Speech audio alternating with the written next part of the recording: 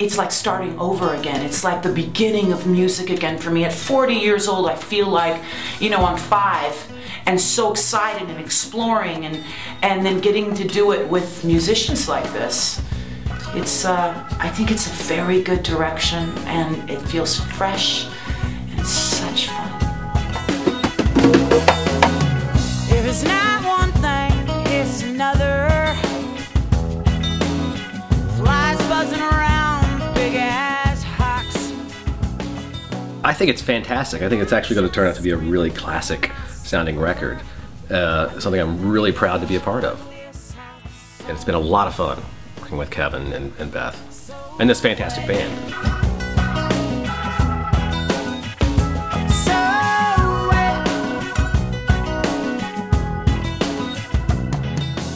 It's a really simple song. I just wrote it on acoustic guitar, and I'm a terrible acoustic guitar player.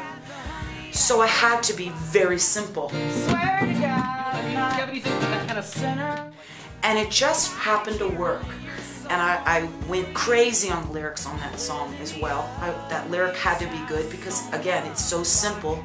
You gotta have something to tie that audience in. And I worked so hard on it, and I played it for a lot of people, and I didn't submit it to Kevin. Not on the first submit, not on the second submit, not on the third submit. I didn't submit for the fourth submit. And when I submitted on that one, of all the songs I sent, that was the first song that he commented to my manager and said, "This Ugly as House song is really great, we should do this song."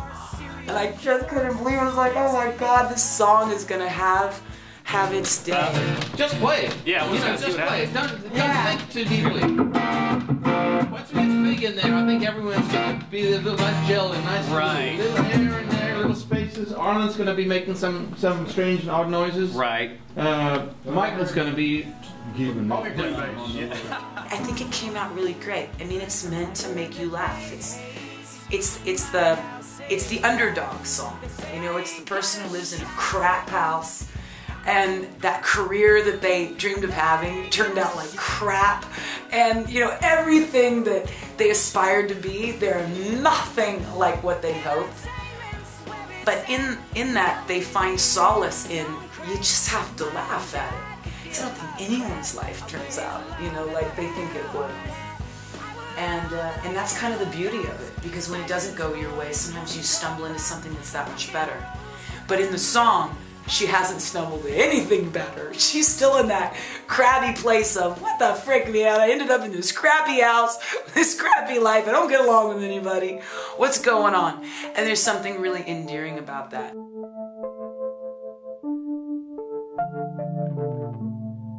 I think we should take it a little more Beefier? maybe a little beefier, but a little more retro in a different way. Like more maybe, like I was just thinking like Jack White or oh, wow. or Beth. Some rock in it. Or Beth. And also maybe put the whirly in it. It's just definitely whirly. Fluff it up a little bit. Let's get a little more Amy Winehouse meets like Jack White. I'm under your spell.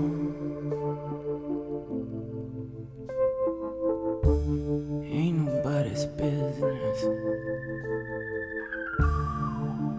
I'm already there.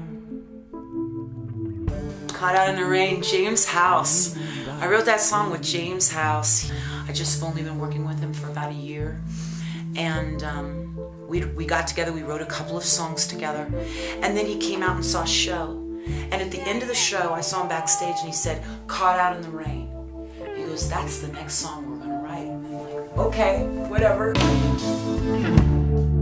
Every time he walks out the door, I wonder if he's ever coming back. And I get to the studio the next day and he's already got it. So.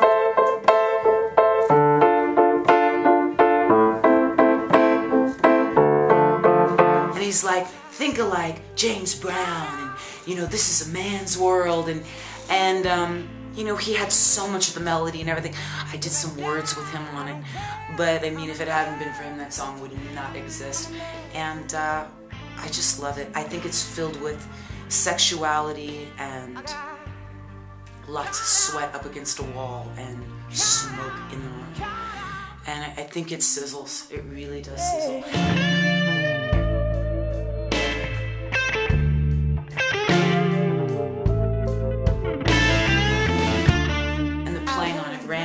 guitar player on that is so beyond. His guitar playing on that, it just knocks me out. It's extraordinary, and I think people are gonna dig into this song. It's not a hard song to get. I think you get it right from the get-go. I heard he shot a man down in the street, and he tore his soul apart. Last night when he was making love to me, there was another woman in his heart. Well, as far as Beth's piano playing goes, and I think everything that she does is what she does that she's developed. And what I've tried to do is encourage her to follow her own style and follow her own ways. And I admire the uniqueness of that. She might play things in a different way than I would, and that's what I like about it. And I'm glad, like I said, that I didn't get in there and play her songs my way on the piano, because I think it's much stronger to have her play it.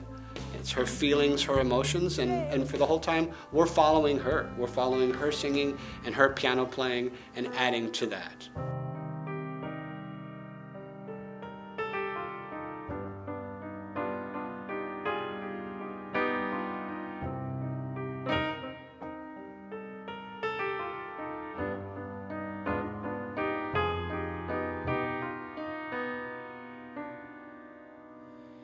My love has come along.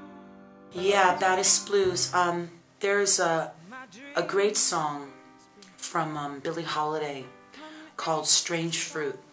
With the song Strange Fruit, I've never heard anything more creepy beautiful. Creepy beautiful. That lyric is the craziest, darkest lyric I ever heard. And then I thought about also the song Don't Explain and some of the changes on that. So like when it's in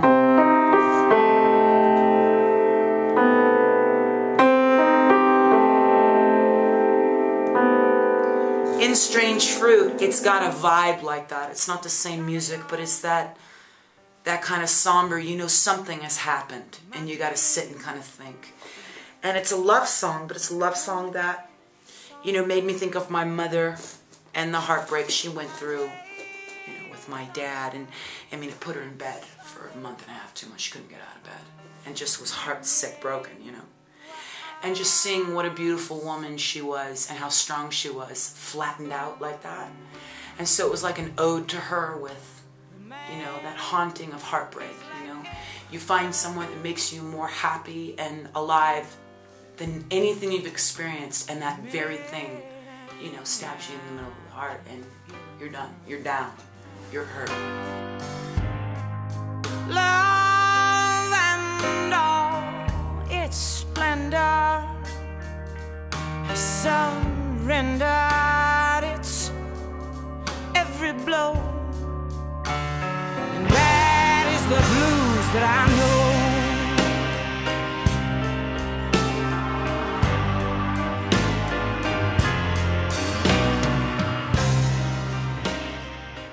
And I loved it so much. I love the darkness of the, you know.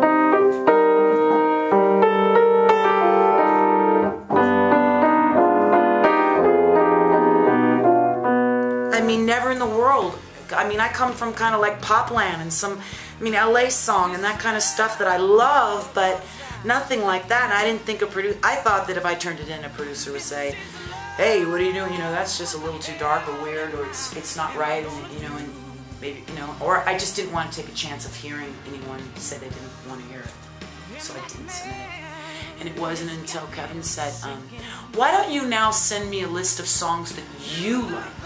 Not that you think I would like or anybody in the label would like, but that you like. And then I submitted some more songs that also didn't include that. And then he's like, why don't you send me another thing? And then I just sent him what I loved, and I was so surprised. I was so happy that he wanted to use that, and what he did with the track and the playing on it is crazy. It's so beautiful. The joy versus the pain. No, my joy, it ain't the same